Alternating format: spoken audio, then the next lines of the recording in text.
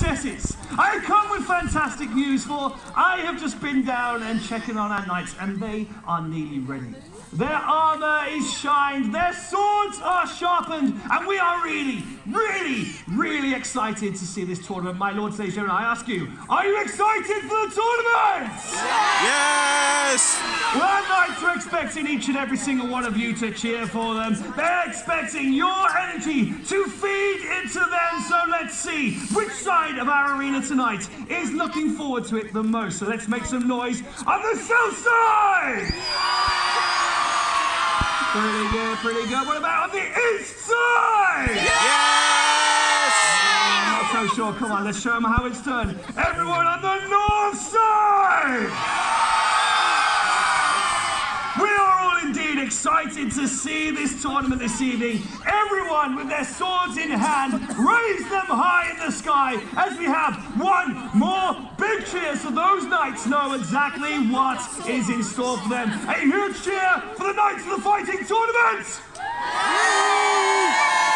Now, before we head down to the arena, we pray you stay around here one more time because we have a special treat for each and every single one of you. The Earl of Warwick himself has said that you must all be entertained even more, and he has sent his falconer.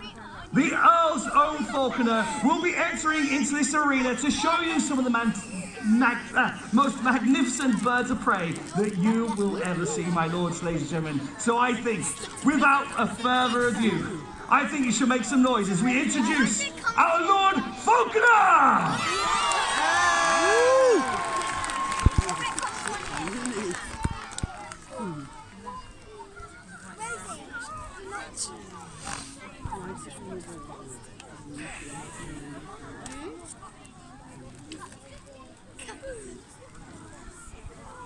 One, two.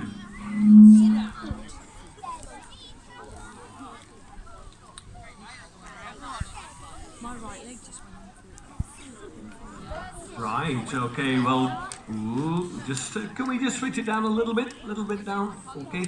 Right, okay, well, good evening everybody. My name is Chris, and along with James and a few feathery friends, I'm hopefully going to entertain you for the next 25 minutes or so. We've got three birds for you to have a look at, the first of which is in this tree over here. You probably haven't spotted him watching you all evening, but he's been sitting there patiently waiting in the wings, and yes, that is a pun. So this is Ernie, and Ernie is a Veros or Milky Eagle. I'm going to just bring him into the arena so that you can have a slightly closer look at it. Ernie is actually the youngest member of the team here at the castle, and when I say we have a fairly impressive set of birds, we have birds up to the size of an Andean condor with a 10'6" wingspan, and we fly lots and lots of different birds of prey here at the castle. But essentially they all start off in exactly the same way, just as Ernie did.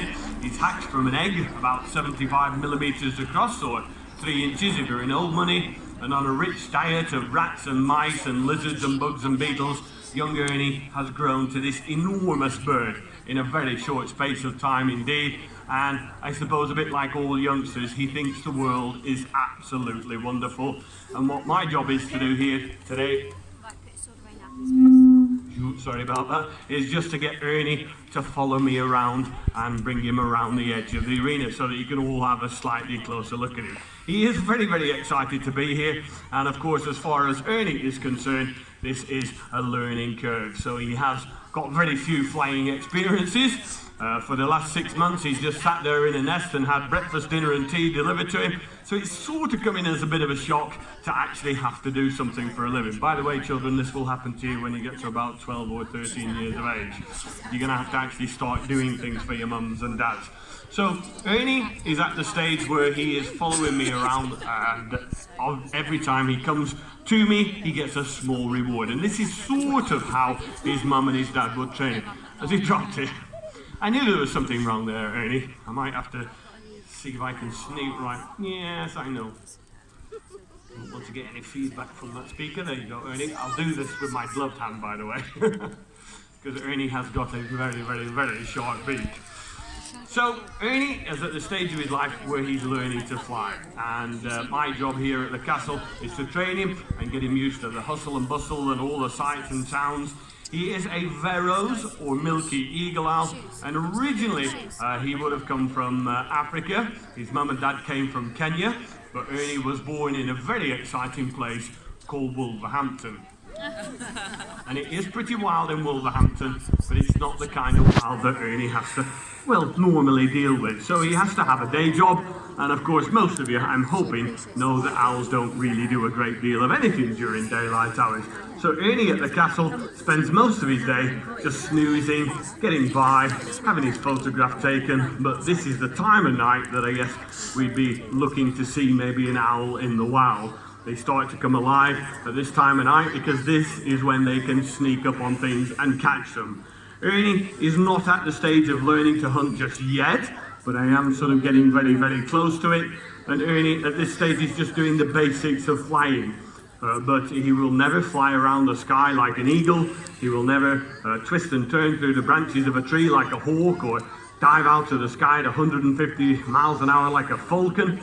He is essentially a bird that sneaks up on things for a living.